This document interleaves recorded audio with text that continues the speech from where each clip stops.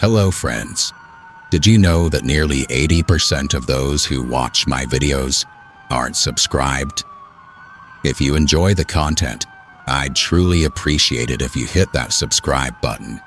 It helps a lot. Also, don't forget to leave a like and share your thoughts in the comments.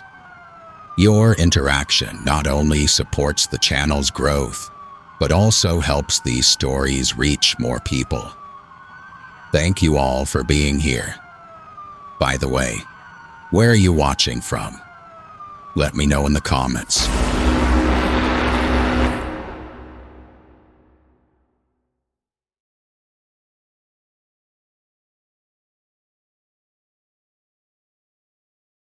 In the Navajo tribal police, the remote outposts are where you earn your stripes.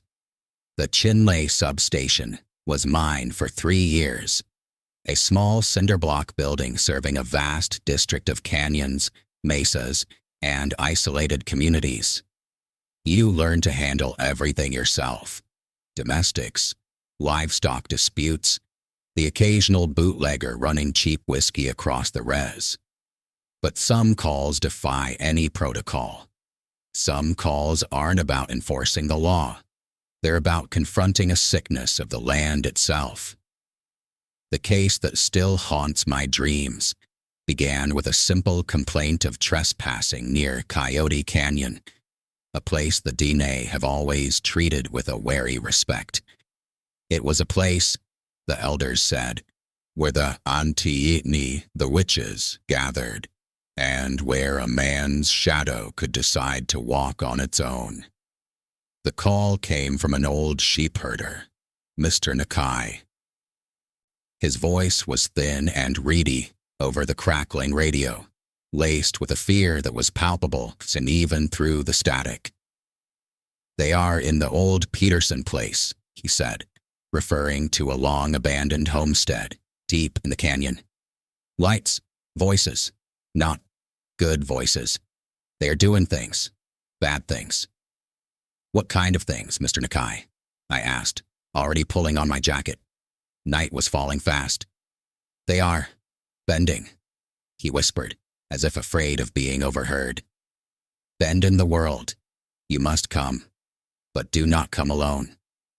My partner was out on another call, so I went alone. It was a decision that would cost me a part of my sanity. The drive to Coyote Canyon was a descent into another world. The red rock walls closed in, their tops fading into a purple twilight. The air grew still and cold. There was no cell service. I was utterly alone.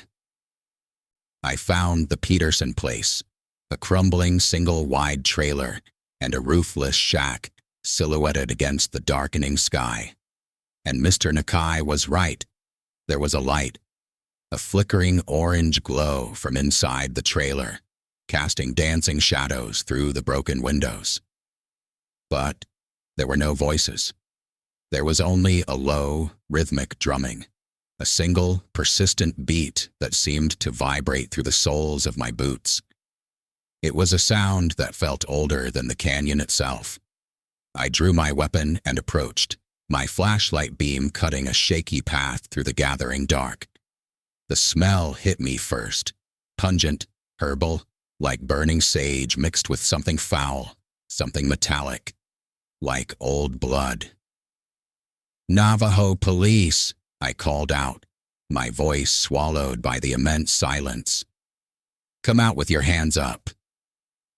The drumming stopped. The silence that followed was heavier, more threatening than the sound had been. I pushed the trailer door open, its hinges screaming in protest. The interior was a nightmare. The source of the light was a blackened, cast-iron pot in the center of the floor, filled with glowing coals and burning herbs. The walls were covered in symbols, painted in what looked like charcoal and red clay. Crude, twisting shapes that hurt my eyes to look at.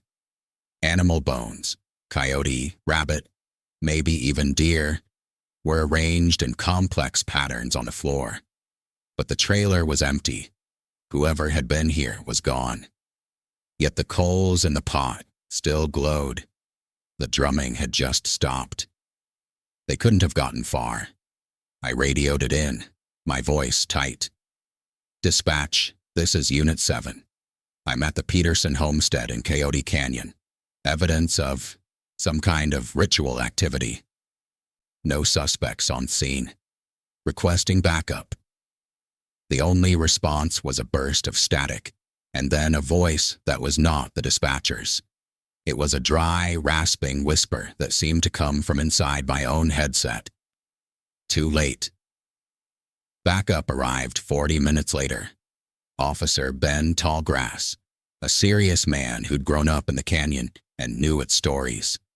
He took one look inside the trailer and his face went grim. "This is anti-acne work, Lieutenant," he said, not touching anything. "This is bad medicine. We should not be here."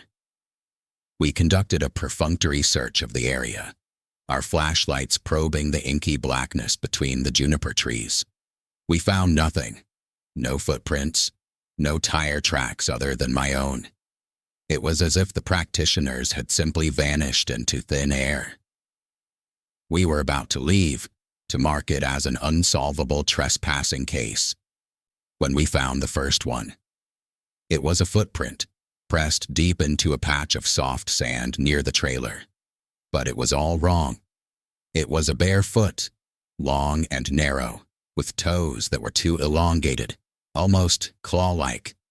And it was deep, impossibly so, as if made by something of immense weight. The stride between prints was enormous, a good 7 feet, suggesting a creature of impossible height. Ben shone his light on the print, his hand trembling slightly. "That is not a man," he whispered. We followed the trail.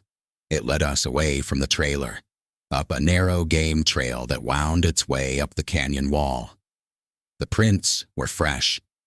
The thing, whatever it was, had been here just moments before us. The trail ended at the mouth of a small cave, hidden behind a curtain of scrub oak. The entrance was low and dark, exhaling a breath of cold, damp air that smelled of earth and that same metallic scent from the trailer. And that's when we heard it, from deep within the cave, a sound that froze the blood in our veins. A low, wet, clicking sound, like two rough stones being rubbed together deep inside a throat. And then, a voice, a horrible parody of a human voice, rasping a single word. "More." We didn't go in. We backed away slowly, our weapons trained on the black opening, and called for major backup. This was beyond us. The next morning, a full team arrived. Tribal police, FBI from Flagstaff, even a Diné ranger who was an expert in traditional practices. They went into the cave. They found nothing. No footprints, no evidence of occupation. Just a shallow, empty limestone cavern. The official report stated that we had likely interrupted teenagers using drugs and engaging in superstitious mimicry. The symbols in the trailer were dismissed as graffiti. The footprint was blamed on a distorted animal track. The voice, the wind in the canyon. The case was closed. But the real horror was just beginning. A week later, the first person vanished. A young man from the local chapter house, last seen walking home from a party. Then a woman, a mother of 2, who went out to check on her horses and never returned. There were no signs of struggle, no clues, just silence and absence. And after each disappearance, I would be called out, and I would find it. A single deep, clawed footprint near where they were last seen. A silent marker left by something that was hunting us. The community was paralyzed with fear. People locked their doors before sunset. They spoke of a skinwalker, a witch that could take the form of an animal or a person, that could steal your voice, your face, your very soul. The breaking point came when I got a call from Mrs. Begay, an elderly woman who lived alone at the end of a long dirt road. Her voice was a terrified whisper. "It's on my porch, Lieutenant. It's been there all night, scratching at the door. It's using my grandson's voice, but my grandson is in Phoenix." I drove out there, my heart a cold stone in my chest. Ben Tallgrass followed in his own unit. We found Mrs. Begay's small house dark, every light off. But on the wooden porch, clear in the beam of our headlights, was a single, deep, clawed footprint. And from inside the house, we could hear a child's voice singing a nursery rhyme. It was sweet and clear. "Twinkle, twinkle, little star." But the words were ever so slightly wrong, the rhythm off, as if sung by someone who had only heard the song described. "How I wonder what you eat." Ben and I looked at each other, a shared understanding passing between us. This was no longer a police matter. This was a war for our very souls. We approached the house, our weapons drawn. The singing stopped. "Navajo police, Mrs. Begay. Are you in there?" I yelled. A moment of silence. Then the child's voice again, now coming from right behind the door. "Grandma's sleeping. She's tired. Do you want to come in and play?" The doorknob began to turn slowly. Ben didn't hesitate. He raised his pistol, but I pushed his arm down.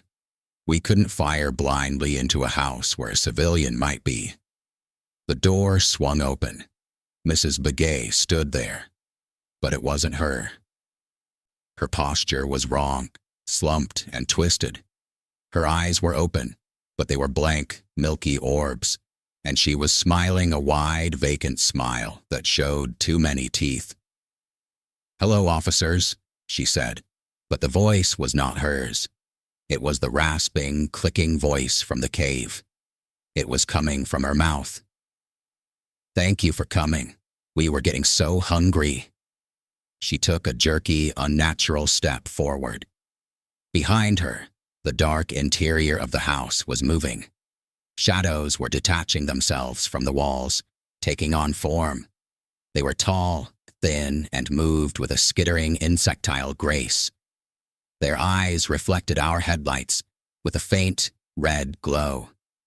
There were 3 of them. We were looking at the Anti-Inni, the witches, and they were wearing the skins of the missing people. We could see the seams where the skins didn't quite fit, the grotesque bulges and unnatural angles beneath. The thing wearing Mrs. Begay's skin lunged at Ben with a speed that was blinding. He fired. 3 rounds slammed into its chest. It didn't even flinch. It kept coming, that horrible smile never wavering.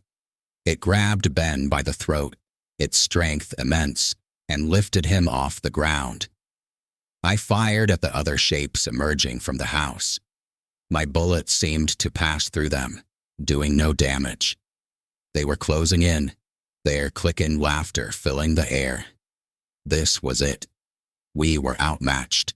Our weapons were useless. This was a fight for which there was no training. In a final, desperate act, I did the only thing I could think of. I reached into my pocket for the small pouch of blessed corn pollen my grandmother had given me. I threw it at the thing, holding Ben. The effect was instantaneous. The thing that was not Mrs. Begay shrieked, a sound of tearing metal and static, and dropped Ben, recoiling from the pollen as if it were acid. The yellow dust sizzled where it touched its stolen skin. The other creatures hesitated, their red eyes narrowing in hatred. In that moment of surprise, I dragged a choking Ben back to our units, threw him into his car, and jumped into mine. We didn't stop. We didn't look back. We drove until we saw the lights of Chinlea, our hearts pounding.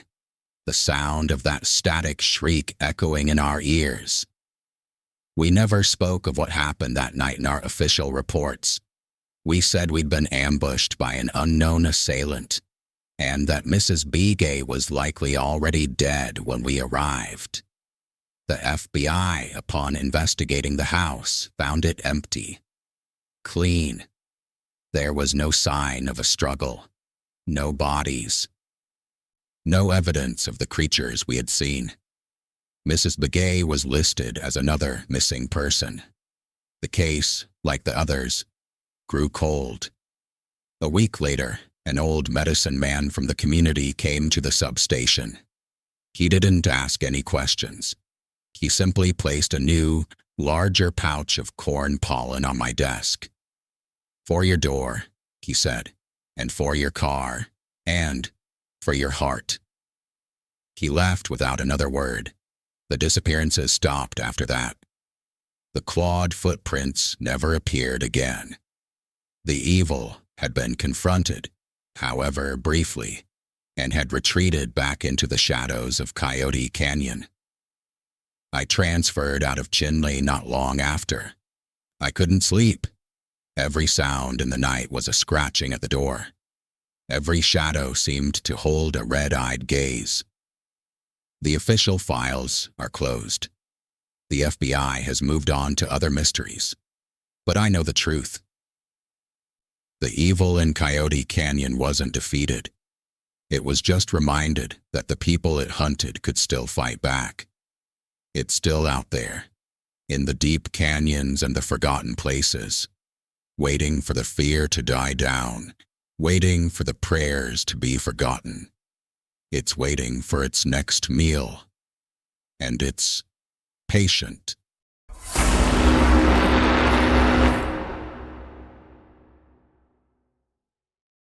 Static. For most people, it's just noise, the empty space between stations. For the Navajo tribal police, working the vast, silent stretches of the res, the static on our radios is a constant companion. But sometimes the static isn't empty. Sometimes it talks. This story isn't about a creature or a ghost in the traditional sense. It's about a signal, a frequency that bleeds out of the red rock mesas near the Arizona-Utah border. A frequency that doesn't just broadcast noise, it broadcasts pure, undiluted madness. They called it the Chindi frequency in the old reports, a case so classified that even most of the FBI's top brass didn't have clearance to see it. I was Lieutenant Marcus Yellowhair, and my unit was sent to find the source. We were chosen because we were pragmatic, because we were skeptics. They thought that would protect us. They were wrong. The first call was a distress signal, a mayday from a team of geological surveyors working for a private energy company. The transmission was fragmented, panicked, and utterly bizarre. "Sky is the wrong color. Repeat, the sky is bleeding green. The rocks are singing. Can you hear them? They're singing my name. It's in the radio. It's talking to us. It won't stop talking." Then screams. Not screams of pain, but of sheer, unraveling terror. And beneath the screams, a low, droning hum that seemed to vibrate right through the speaker. The signal cut off. Their last known coordinates placed them deep in the heart of Segi Canyon, a labyrinthine system of sheer cliffs and narrow passages, a place so remote that even our maps were vague. My team was small, hand-picked for our technical skills and our reputations for level-headedness. There is myself, Officer Kaya Begay, a communications specialist who could build a radio out of scrap metal, and Officer David Sosi, a former Army Ranger with a cool head under pressure.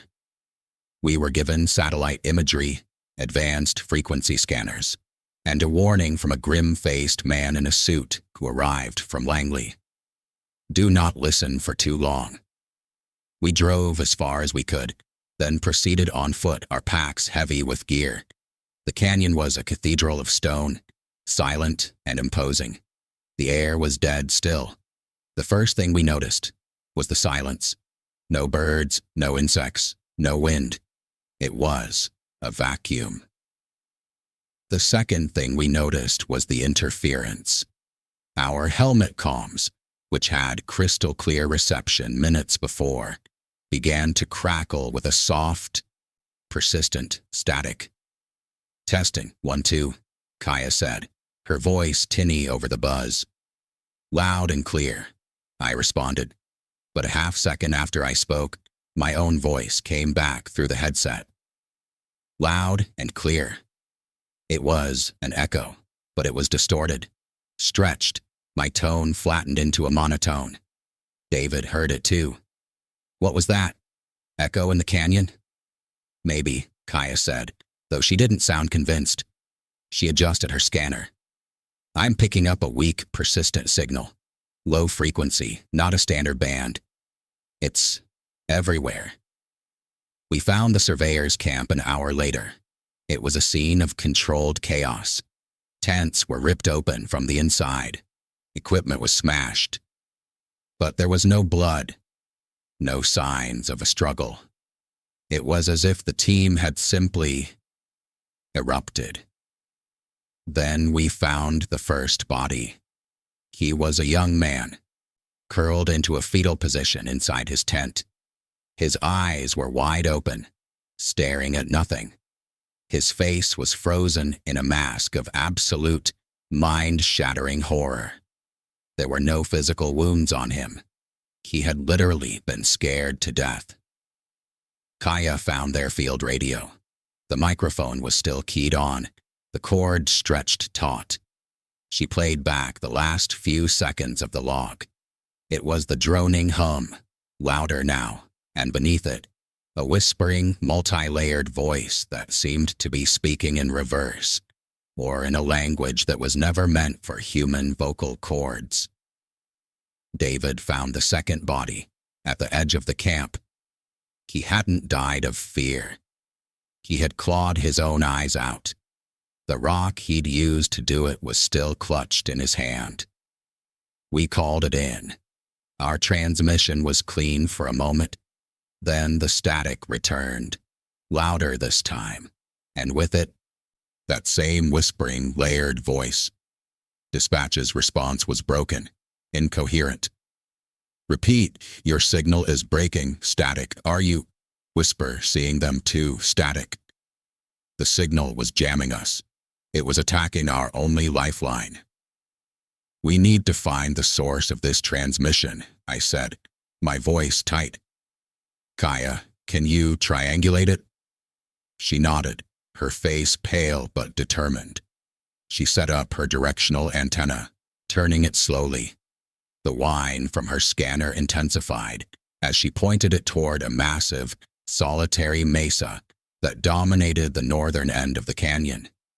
It was known as She Bia Ani Ahi, the rock that speaks. The old stories said it was a place where the spirits of the dead whispered on the wind. "It's coming from there," she said. "The entire mesa is broadcasting." We began the climb. The static in our comms grew louder with every step. It was no longer just noise. Patterns were emerging. I'd hear my father's voice, calling my name. David heard his deceased wife singing a lullaby. Kaya heard the sound of her own childhood laughter. The signal was pulling our deepest memories and twisting them, playing them back to us laced with that underlying drone of wrongness. "It's a psychological operation," David said, his voice strained. "Some kind of experimental weapon. Has to be." "Then who's it for?" Kaya shot back, her breathing labored. "There's no one out here." We reached a narrow ledge partway up the mesa. Carved into the rock face was an opening. Not a natural cave, but a perfect square. A doorway. It was old, ancient, its edges smoothed by wind and time. From within, a faint, cold light pulsed in rhythm with the drone in our headsets. This was it, the source. The whispering was a physical force now, pressing against our ears, our minds. I felt a pressure behind my eyes, a headache building into a migraine. I saw movement in my peripheral vision, shapes flitting between the rocks that vanished when I turned my head. David unshouldered his rifle. "I'll take point." He stepped into the doorway. His scream was unlike anything I've ever heard. It wasn't a sound of pain, but of sudden, catastrophic understanding. It was the scream of a man whose reality has been surgically dismantled in an instant. Kaya and I rushed in after him. The inside was not a cave. The walls were smooth, metallic, and cold to the touch, etched with the same non-Euclidean patterns we'd seen in the surveyor's tent. The room was dominated by a central spire of crystalline rock that glowed with that same sickly green light. It hummed. This was the transmitter. David was on his knees, clutching his head, screaming over and over. "It's all empty. It's all a lie." He wasn't looking at the spire.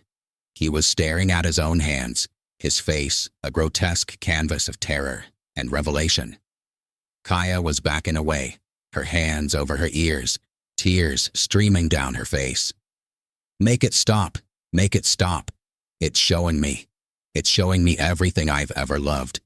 And it's...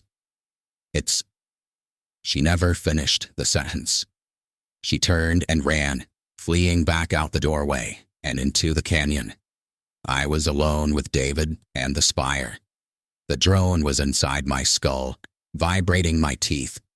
The whispers coalesced into a single clear voice in my mind.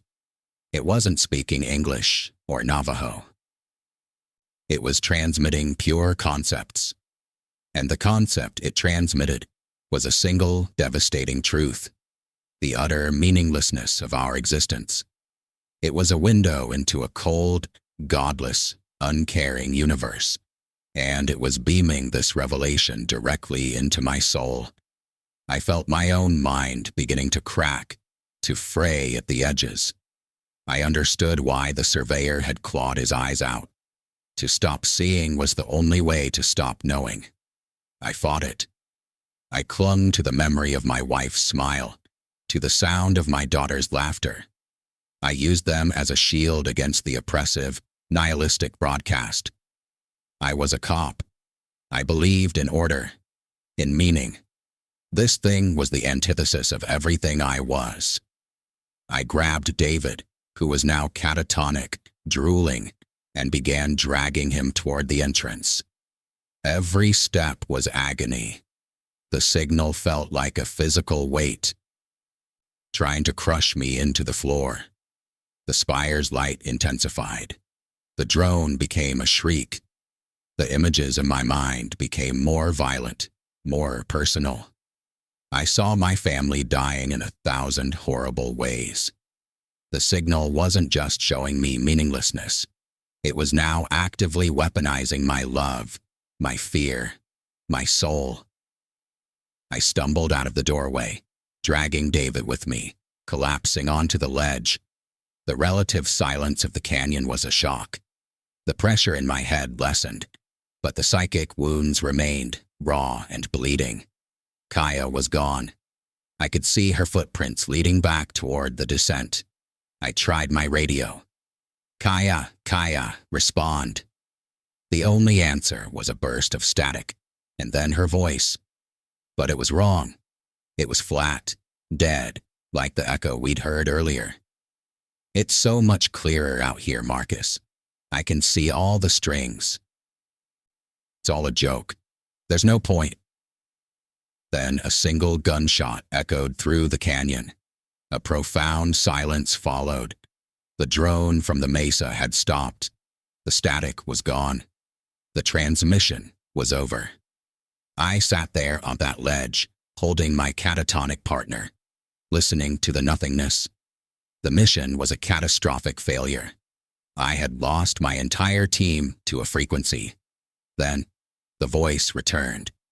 Not in my radio. In my head. The transmission was over, but the receiver it had built in my mind was still active. "We are not enemies, Lieutenant," it whispered, its tone now almost conversational. "We are simply the truth, and truth is a frequency. You cannot unhear it."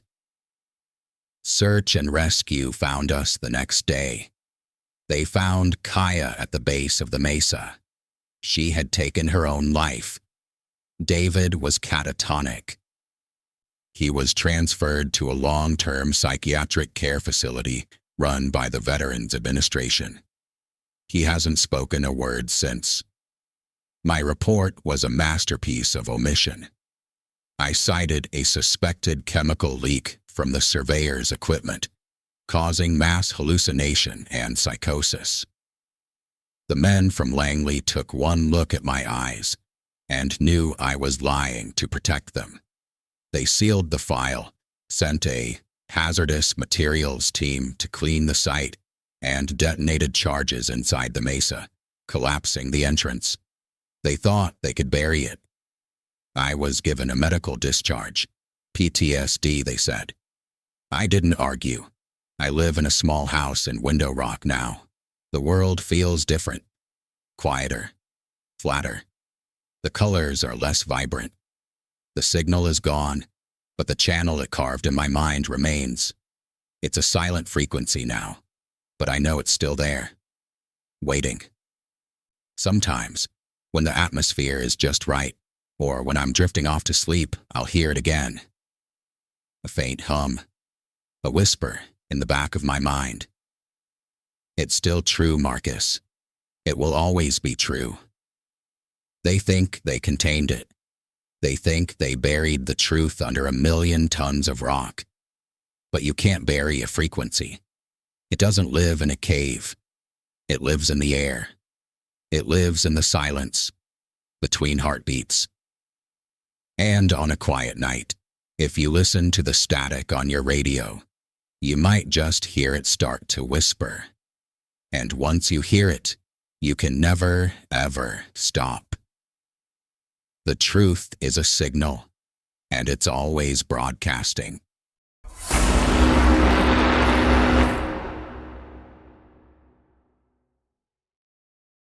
The Navajo Nation is a place of deep patterns. The weave of a rug, the cadence of a prayer, the constellations in the desert sky. Everything has its place, its meaning, its balance. As a sergeant with the Navajo Tribal Police, my job was to find patterns in chaos. The pattern of a crime scene, the pattern of a lie, the pattern of a suspect's movements. But in the winter of 2018, a pattern emerged in the high country near the Chuska Mountains that defied all understanding. It wasn't a pattern of human behavior. It was a pattern of the land itself, a geometric madness etched into the forest that spoke of an intelligence so alien it redefined the word evil. The FBI called it an eco-terrorist hoax. The CDC dismissed it as a fungal anomaly. They were wrong. What we found in those snowy pines was a harvest, and we were the crop.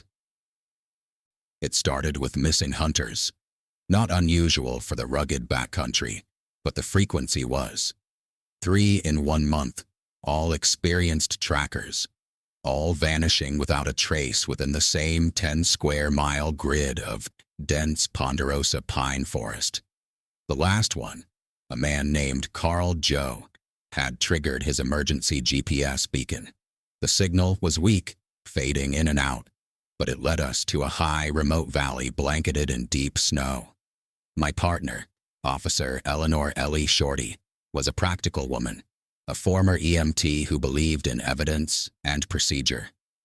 Our backup was a young FBI agent named Evans, fresh from Quantico and eager to apply textbook profiling to a wilderness disappearance.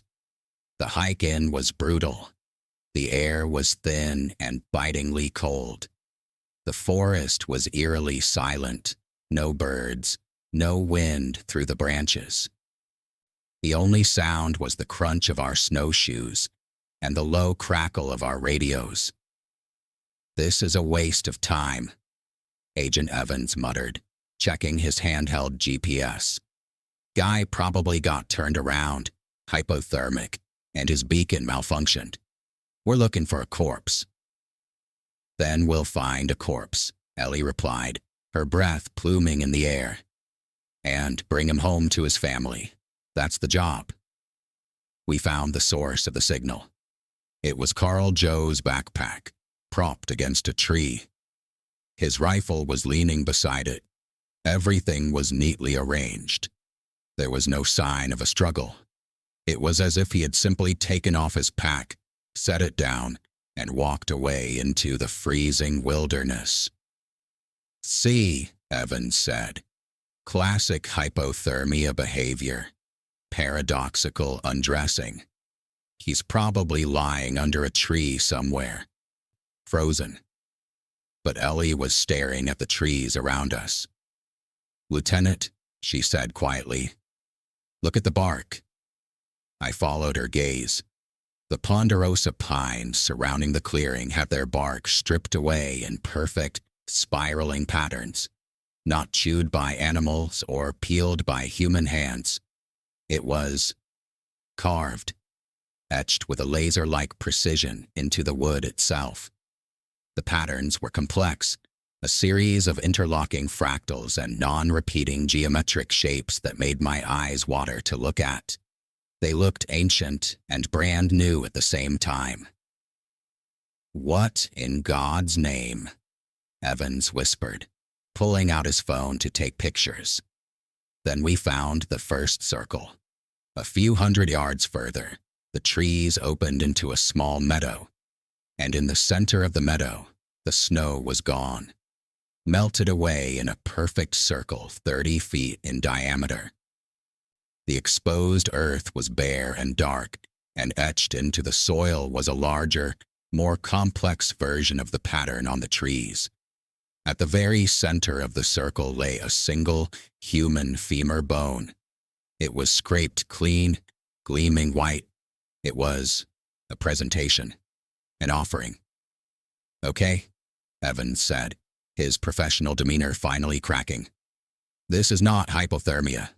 This is something else." We called it in. Our transmission was met with heavy static and a voice from dispatch that sounded strained, distant. "Copy your last, Unit 4, static, pattern, repeat, static, sending coordinates to, whisper. Are you seeing the numbers?" The signal was degrading fast. We were on our own. We set up a perimeter around the meadow. The light was fading, casting long, distorted shadows from the patterned trees. The temperature plummeted. That's when the sounds started. Not from the forest, from our equipment. First, it was Evans's GPS. The screen flickered, and instead of coordinates, it began to display a rapid, endless scroll of the same fractal pattern, etched into the trees. He tossed it aside like it was burning him. Then the flashlight in my hand began to strobe, not randomly, but in the same rhythmic, pulsating sequence. On, off, long, short, long. A pattern. Ellie's medical scanner, which she used to check for vital signs, whirred to life on its own. Instead of a heartbeat rhythm, its display showed a flat line, then a series of sharp, mathematical peaks and valleys that mirrored the carvings. It was communicating. Whatever was in this valley, it was using our own technology to talk to us, and its language was geometry. "We need to leave," Ellie said, her voice tight with a fear I'd never heard from her. Now. But it was too late. The snow began to fall, a thick, heavy blanket that reduced visibility to zero. A whiteout. We were trapped. We hunkered down in a small stand of trees, building a lean-to for shelter. The cold was a living thing, biting through our layers. The silence was broken only by the soft hiss of falling snow and the increasingly erratic beeps and flickers from our dead tech. Hours passed. The night deepened. Agent Evans began to rock back and forth, muttering to himself. The pattern. It's in the snowflakes. Look. Every one is the same. It's all the same pattern. It's everything. He was cracking. The intelligence in the valley wasn't attacking us physically. It was unspooling our minds, revealing the horrifying, ordered truth behind the chaos of nature. Ellie tried to calm him, but I saw the same dread in her eyes. She was a medic. She understood the patterns of the human body, the rhythm of the heart, the synchronicity of the nervous system. This was that same perfection, that same cold, impersonal order, applied to everything. It was showing us that we, too, were just patterns of biology, of electrical impulses, and that our patterns could be read, rewritten, harvested. A scream tore through the night. It was Evans. He was on his feet, staring out into the whiteout. "I see it," he shrieked. "I see the design." He ran. He just bolted from the shelter and vanished into the wall of swirling snow. We went after him, calling his name, our flashlights cutting uselessly through the gloom. We found his tracks, leading back toward the melted circle. We found him there, on his knees in the center of the pattern, scratching at the frozen dirt with his bare hands. His fingers were bloody. "It's underneath," he cried, looking up at us with eyes wide with ecstatic terror. "The source is underneath. It's so beautiful." Then the ground beneath him began to glow. A faint, greenish light seeped up from the soil, illuminating the pattern from within.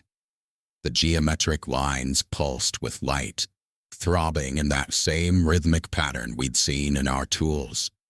Evans threw his head back and laughed, a sound of pure, insane joy. And then he was gone. Not vanished. He was disassembled. The light from the pattern intensified, and his body seemed to come apart along invisible lines. It wasn't violent or bloody. It was geometric. His form dissolved into a cloud of shimmering, luminous particles that swirled in a perfect, complex spiral, following the etched lines of the pattern, before being drawn down into the earth. It was a harvest, clean, efficient, and horrifyingly precise. All that was left were his boots, sitting neatly side by side on the dirt. We ran, blindly, desperately, back into the forest. The snow had stopped as suddenly as it had begun. The moon broke through the clouds, illuminating a world transformed. The patterns on the trees were now glowing with that same sickly green light. The entire forest was lit up, a monstrous circuit board of pulsating, intelligent design. The air hummed with a low, resonant frequency that vibrated in our bones. It was hurting us. The glowing trees created a path, a corridor of light leading us deeper into the valley, away from our escape route. We were being led to the source. We broke into another clearing, larger than the first, and in the center stood it. It wasn't a machine. It wasn't a creature. It was a structure. A spire of what looked like black glass or obsidian, maybe 20 feet tall. Its surface was covered in the same glowing, pulsating patterns, but these were moving, shifting, recalculating in real time. It was a supercomputer made of stone and light. Around its base were piles of bones, animal, human, all scraped clean, all arranged not in piles, but in perfect concentric circles. This was its midden heap, the waste from its harvest. The spire was the artist, The forest was its canvas, and we were its pigments. It knew we were there. The patterns on its surface shifted, focusing, coalescing into a beam of solid green light that shot out and hit Ellie in the chest. She didn't scream. She froze, her body rigid. Her eyes flew open, and the same complex patterns were reflected in her pupils. Data streamed across her vision. She was being scanned, read. Her entire biological pattern, her memories, her fears, her very soul was being downloaded. "No!" I roared, raising my rifle. I didn't know what to shoot at. I fired at the spire. The bullets had no effect. They didn't ricochet. They were absorbed into the black surface without a sound, their energy seemingly added to the glow. The beam shut off. Ellie collapsed into the snow, gasping. The spire's patterns changed again. This time, the beam hit me. It was cold. Not a physical cold, but an intellectual one. I felt a presence in my mind, vast, ancient, and utterly indifferent. It wasn't evil.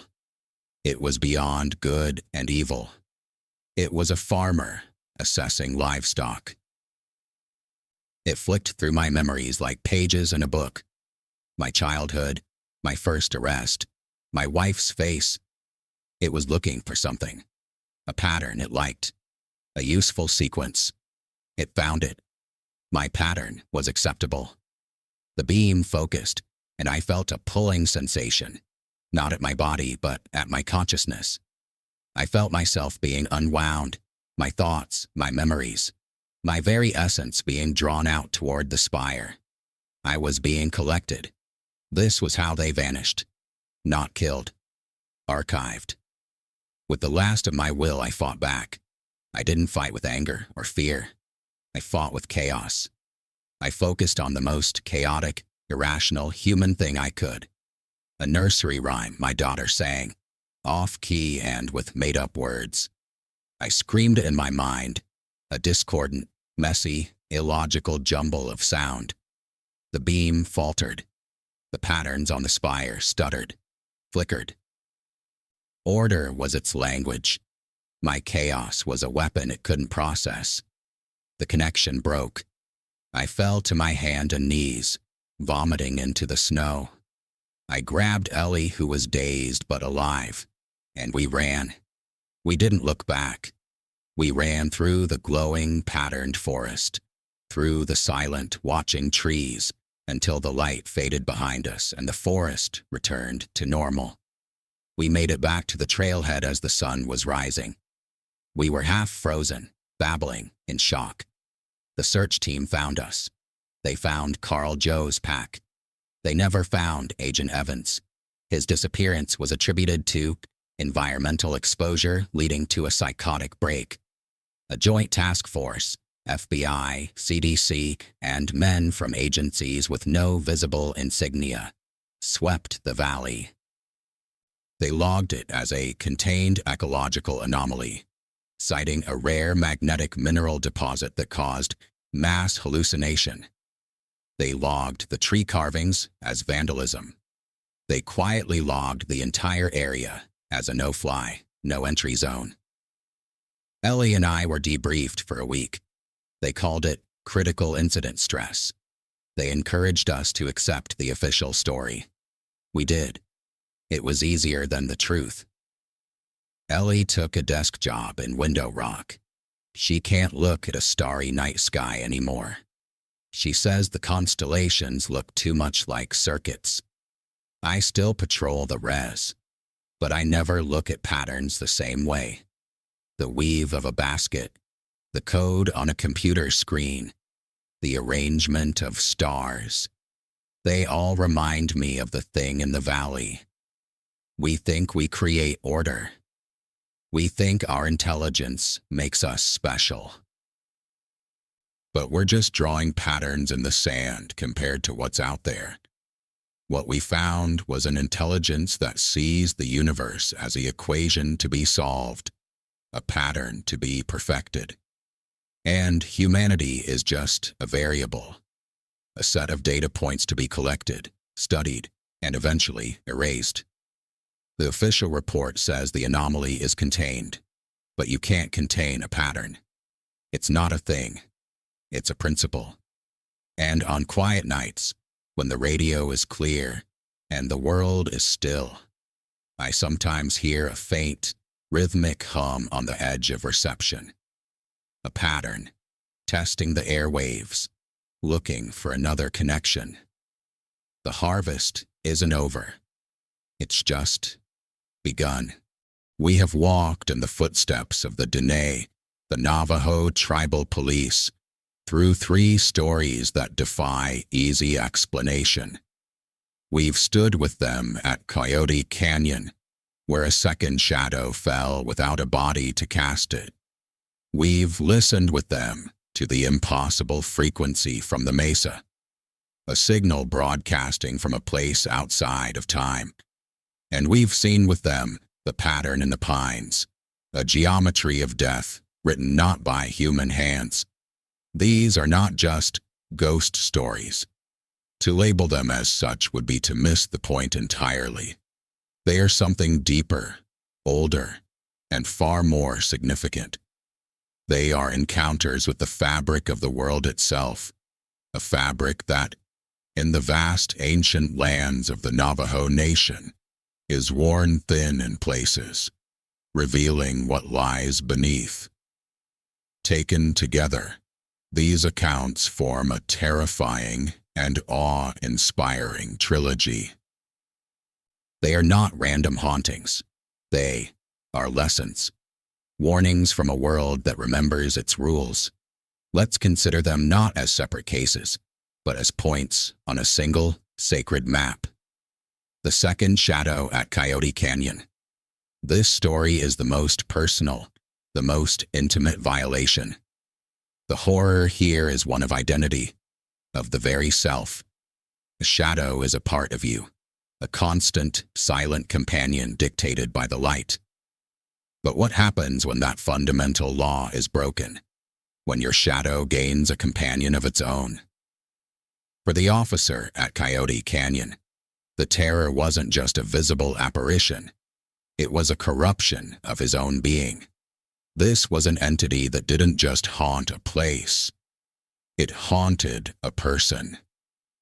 It mimicked him, followed him, and asserted itself as a part of his existence. This is a classic motif in Navajo teachings, the concept of attachment, of a spiritual hitchhiker, a chi-idai or malevolent spirit that clings to a person, draining their vitality, twisting their reality. The officer's training, his service weapon, his badge, none of it was any defense against an enemy that was, in a sense, already inside the perimeter. This story teaches us that the first frontier of this ancient war is not the desert landscape, but the human soul. The police are not just chasing criminals. They are guarding the very integrity of the self against forces that seek to unravel it. Then, the scale of the unknown expands. We come to the frequency from the mesa. Here, the horror is no longer personal. It's environmental. It's not attached to a person, but to a place. The mesa itself becomes the source, the broadcaster of an impossible signal. This story shifts the paradigm from a spiritual attachment to a geological one. The land, in Navajo cosmology, is alive. It has memory. It has voice. The frequency was not a ghost. It was a recording, a residual energy, a moment of intense trauma or profound power, etched into the very stone and air of the mesa, playing back on a loop. The officers with their modern radios accidentally tuned into this ancient station. They weren't using spiritual tools. They were using technology, and the land spoke through it. This tells us that these phenomena are not separate from our world. They are interwoven with it. The mesa doesn't care about your technology. It will use your own tools to communicate its timeless and often terrifying message. The horror of the mesa is the realization that the ground you stand on is not inert. It is a witness, a recorder, and at times, an active participant in events that defy our understanding of physics and time. And this brings us to the most chilling, the most cosmic, the pattern in the pines. If the second shadow was a violation of the self, and the frequency was the voice of the land, then the pattern is the hand of something far greater. This is where the horror becomes systemic, intelligent, and deliberate. This was not a random haunting or an echo. This was a design, a message written in the language of death and geometry. The officers here were not dealing with a ghost or a recording. They were dealing with an intelligence, a consciousness that operates on a level so far beyond our own that its motives are incomprehensible.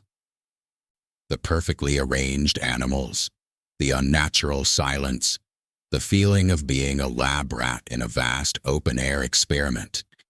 This points to something the DNA have known for millennia, that there are beings, forces, holy people, or perhaps other entities that move through the world on a different plane. They don't just haunt or replay. They arrange. They create patterns for reasons we cannot fathom. The pattern in the pines is the ultimate escalation. It tells the tribal police and us that we are not just dealing with lost spirits. We are dealing with architects, and we are living on their blueprint. So, what is the profound truth that binds these stories together? They represent a hierarchy of the unknown, a ladder of escalating contact that the Navajo tribal police are forced to climb. The second shadow is the personal supernatural, the battle for the individual spirit. The frequency is the environmental supernatural, the memory and voice of the land itself. The pattern is the cosmic supernatural, the intervention of a vast external intelligence. This is the unique, unimaginable burden shouldered by these officers. They are not just law enforcement. They are the first responders to a world that is still creating its own rules. They are the thin, khaki-clad line between the modern, rational world and the ancient, animistic one.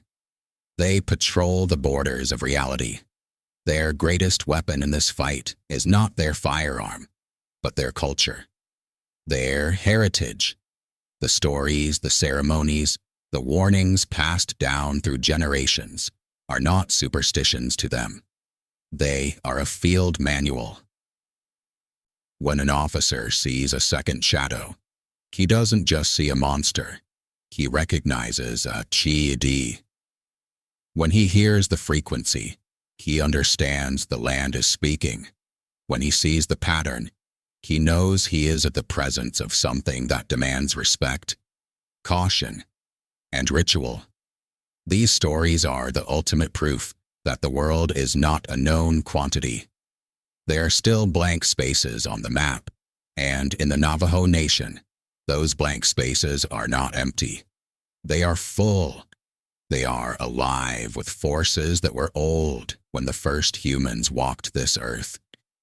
The tribal police are our guides into this territory. They show us that true courage is not the absence of fear, but the presence of duty in the face of the unknowable. Their stories are a warning to all of us, a warning against the arrogance of believing we have tamed this world. The deserts, the mountains, the deep forests, they hold their secrets close, and sometimes, through a crack in reality, or through the brave testimony of those who walk the line, we get a glimpse, a shadow without a source, a voice from the stone, a pattern at the pines. These are not mere ghost stories. They are reminders. Reminders that there is an older law than our own, written into the very rocks and the wind. And the Navajo tribal police are the ones who must enforce it.